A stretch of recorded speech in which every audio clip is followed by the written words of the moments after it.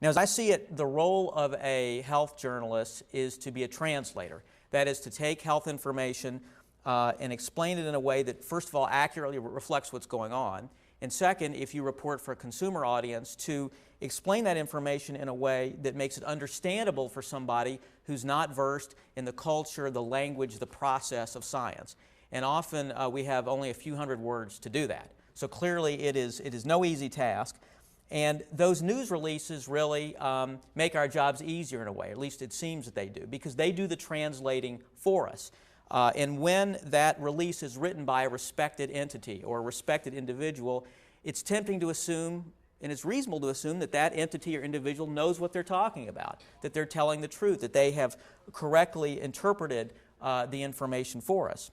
The truth, though, is that that is not always the case. While the information they give us may be technically accurate, it may be framed in a way that pushes the agenda of that interest, of that individual or that entity. Certain facts may be overstated, other things, key details may be omitted, and the result we get is an incomplete translation in that press release. We often in press releases see that there is only one point of view presented, the point of view of the researcher or the institution issuing the press release. And as and I think it's a statement of the obvious that single source reporting, single source stories are not by definition good journalism when we include only one point of view. Think about it this way: if a politician or a business person or anyone else presents a certain point of view, our instinct as journalists is to get the other side, to find someone else who has a different perspective to provide some balance.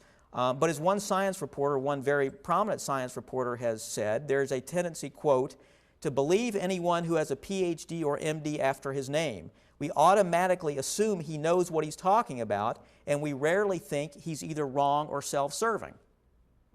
Now, what press releases will not typically tell you is, for this single source, this entity or individual who's being quoted in the press release, what his or her agenda might be. Sometimes it's not the researcher who has a conflict of interest, but the university. The university may issue a release about some new test or some new device or some new other intervention, and it turns out that the university has a patent or some kind of financial interest in that particular advance that they stand to gain in some reason. Sometimes it's even harder to figure out because the entity issuing the press release appears to be and is a nonprofit group, maybe a public interest group or a health education group, but in fact it's really a front group. I talk in my book, and there are a number of examples of this. One in particular I discuss in the book is a sunscreen, an organization that pushes, in my chapter on sunscreen, I talk about an organization that called the Sun Safety Alliance that is dedicated to sun safety education. And so they talk about the importance of protecting yourself from skin cancer.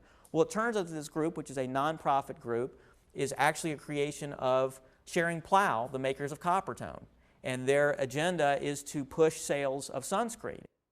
Other examples, groups that are consumer watchdog groups or environmental groups. We sometimes in journalism give these groups a pass because we say, well, they're watching out for consumers. They deserve the same kind of scrutiny. Again, we need to be careful when we hear from interest groups. It's not necessarily a financial motive, but there are other kinds of motives they have for spinning information in a particular way.